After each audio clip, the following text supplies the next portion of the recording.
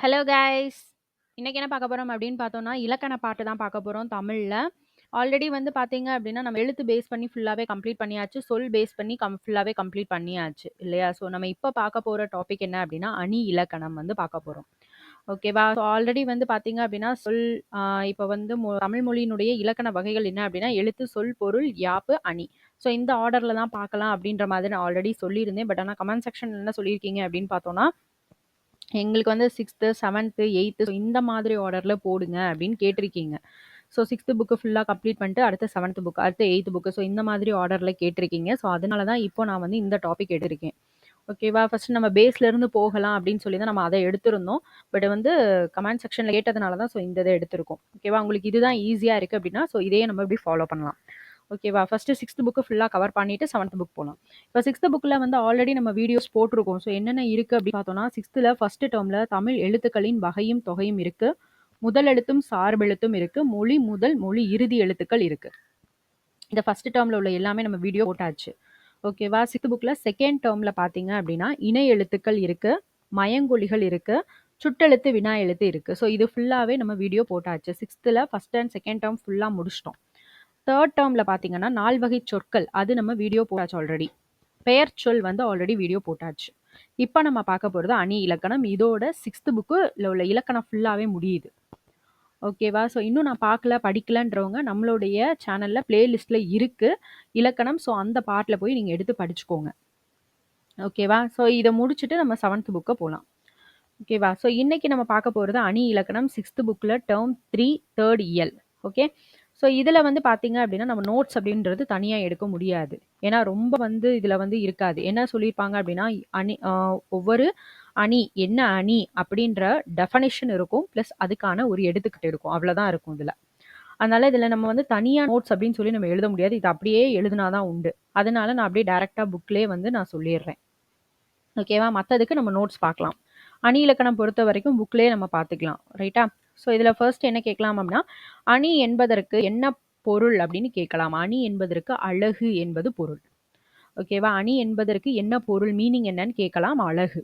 ஓகேவா? இதுல வந்து பார்த்தீங்க அப்படின்னா, நம்ம இந்த 6த் புக்ல இந்த இதுல வந்து 2 அணி தான் பார்க்க போறோம். ஒண்ணு வந்து இயல்பு நவிர்ச்சி அணி, இன்னொன்னு உயர்வு நவிர்ச்சி அணி. இந்த 2 அணி தான் இதுல குடுத்துருக்காங்க. அந்த 2 அணினா என்ன? அதுக்கான எடுத்துக்காட்டு அவ்வளோதான். அதோட இந்த சாப்டர் முடிஞ்சிரும். ரைட்டா? ஃபர்ஸ்ட் இயல்பு நவிர்ச்சி அணி அப்படின்னா என்ன அப்படின்னு பார்த்தோம்னா, அது வந்து இயல்பா நம்ம ரீட் பண்ணா ஈஸியா புரிஞ்சிரும். அதுதான் இயல்பு நவிர்ச்சி அணி. எந்த ஒரு இதுவுமே இருக்காது. அப்படியே ரீட் பண்ணா அப்படியே நார்மலா நடக்கிறத அப்படியே பாட்டா எழுதியிருப்பாங்க. ஓகேவா? நார்மலா நடக்கிறத பாட்டா அப்படியே எழுதியிருப்பாங்க. நம்ம படிச்சா அப்படியே புரியும். அதுதான் வந்து இயல்பு நவிர்ச்சி அணி. ஓகேவா? இயல்பு நவிர்ச்சி அணியுடைய இன்னொரு பெயர் என்ன அப்படின்னு கேட்கலாம். அது வந்து தன்மை நவிர்ச்சி அணி. ஓகேவா? இயல்பு நவிர்ச்சி அணியுடைய இன்னொரு பெயர் என்ன அப்படின்றத நம்மட்ட கேட்கலாம். அது என்னது அப்படின்னா, தன்மை நவிர்ச்சி அணி. ஓகேவா? இதுக்கு எக்ஸாம்பிள் பார்த்துருவோம். என்ன குடுத்துருக்காங்க அப்படின்னா, தோட்டத்தில் மேயுது வெள்ளை பசு, அங்கே துள்ளி குதிக்குது கன்றுக்குட்டி. அம்மா என்குது வெள்ளை பசு, உடன் அண்டையில் ஓடுது கன்றுக்குட்டி. நாவால் நக்குது வெள்ளை பசு, பாலை நன்றாய் குடிக்குது கன்றுக்குட்டி. இதுல வந்து நீங்க ரீட் பண்ணாலே புரிஞ்சிரும். ரைட்டா? தோட்டத்துல என்ன செய்யுது? ஒரு வெள்ளை பசு மேய்ஞ்சிட்டு இருக்கு. ஒரு கன்னுக்குட்டி துள்ளிட்டு இருக்கு. அம்மான்னு கூப்பிடுது அது. கூப்பிட்டதும் கன்னுக்குட்டி ஓடுது. நாவால் நக்குது வெள்ளை பசு, பாலை குடிக்குது கன்னுக்குட்டி. அவ்வளோதான். நம்ம படிச்சாலே புரிஞ்சிருது இல்லையா? இதத்தான் இயல்பு நவிர்ச்சியணின்னு சொல்றாங்க. நெக்ஸ்ட் என்ன கொஸ்டின் கேட்கலாம் அப்படின்னா, இந்த பாட்டை அப்படியே கொடுத்து இந்த பாட்டை எழுதுனது யாருன்னு கேட்கலாம். ஓகேவா? கவிமணி தேசிய விநாயகனார். ஒரு லைன் கூட விடாம எந்த இதெல்லாம் ஒன் வேர்ட்ல கேட்கலாமோ அது எல்லாமே நம்ம படிச்சுக்கணும். ஓகேவா? இந்த பாட்டை அப்படியே குடுத்து என்ன கேட்பாங்க அப்படின்னா, யாரு எழுதுனா? இந்த பாடலை எழுதியது யார்? அப்படின்னு கொஸ்டின் கேட்கலாம். கவிமணி தேசிய விநாயகனார். ஓகேவா? இந்த இயல்பு நவிர்ச்செணி முடிஞ்சது. உயர்வு நவிர்ச்செணி போயிரலாம். உயர்வு நவிர்ச்சி அணி அப்படின்னா என்ன அப்படின்னா, ஒரு பொருளினுடைய இயல்பு, அதாவது நார்மலா நடக்கிற ஒரு விஷயம் தான். பட் அத என்ன பண்ணியிருப்பாங்கன்னா, அத கொஞ்சம் இன்ட்ரஸ்டிங்கா கொஞ்சம் என்ன செஞ்சிருப்பாங்கன்னா, அத ஹைலைட் பண்ணியிருப்பாங்க. உயர்த்தி சொல்லியிருப்பாங்க. அதான் உயர்வு நவிர்ச்சி அணி. வேற எதுவுமே கிடையாது. நார்மலா நடக்கிறத நார்மலாவே சொன்னா இயல்பு நவிர்ச்சி அணி. அத கொஞ்சம் மிகைப்படுத்தி, கொஞ்சம் அத வந்து எப்படி சொல்லுவாங்கன்னா, கொஞ்சம் இன்ட்ரஸ்டிங்கா, கொஞ்சம் அதோட தன்மைய அப்படி உயர்த்தி சொல்லியிருப்பாங்க. அதான் என்னது அப்படின்னு பார்த்தோம்னா உயர்வு நவிற்சி அணி. ஓகேவா? ஸோ இதுக்கு எடுத்துக்காட்டு என்ன குடுத்துருக்காங்க அப்படின்னு பார்ப்போம்.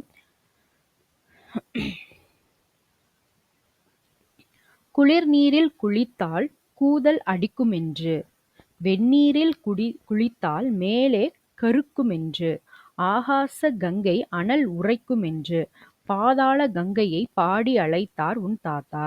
ஸோ இது வந்து ஒரு தாலாட்டு பாடல். ஓகேவா?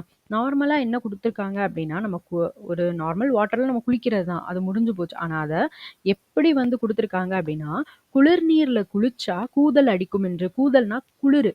அதாவது குளிர் நீர்ல குளிச்சா குளிரும்னு சொல்லி, வெந்நீர்ல குளிச்சா மேலு கருத்துரும் அப்படின்னு சொல்லிட்டு, ஆகாச கங்கை அதாவது வானத்துல இருக்கிற கங்கை நீரை கூப்பிட்டோம்னா, அந்த வானத்துல உள்ள சூடு அந்த ஹீட் இருக்கு இல்லையா? ஸோ அதனால வந்து உடம்பு வந்து சூடாகும் அப்படின்னு சொல்லி, பாதாள கங்கை என்ன செஞ்சிருக்காராம், பாடி அழைத்தார் உன் தாத்தா அப்படின்னு குடுத்துருக்காங்க. அதாவது பூமிக்கு அடியில உள்ள தண்ணி என்ன செஞ்சிருக்காரு, கூப்பிட்டுருக்காரு.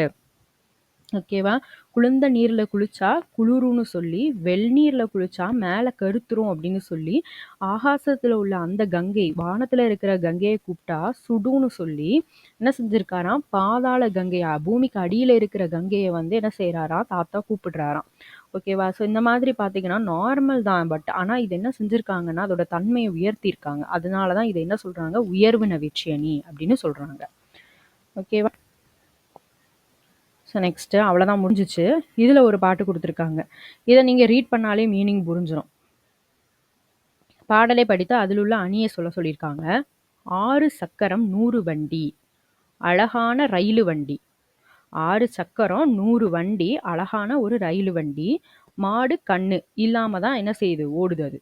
மாயமா தான் ஓடுது. உப்பு, பாரம் இதெல்லாம் ஏத்துற வண்டி. உப்பிலிப்பாளையம் போற வண்டி. ஸோ நார்மலா உங்களுக்கு ரீட் பண்ணாலே புரியுது. அப்படிதானே? 6 சக்கரம் 100 வண்டி, ஒரு ரயிலு வண்டி. மாடு, கண்ணி இல்லாம என்ன செய்யுது? அது ஓடுது. உப்பு, பாரம் எல்லாம் ஏத்துற ஒரு வண்டி. உப்பிலிப்பாளையம் போற வண்டி. ஸோ ஈஸியா புரிஞ்சுது அப்படின்னா என்ன சொன்னோம் நம்ம அத? இயல்பு நவிற்சி அணி. ஸோ இது என்னது அப்படின்னா, இயல்பு நவிற்சி அணி.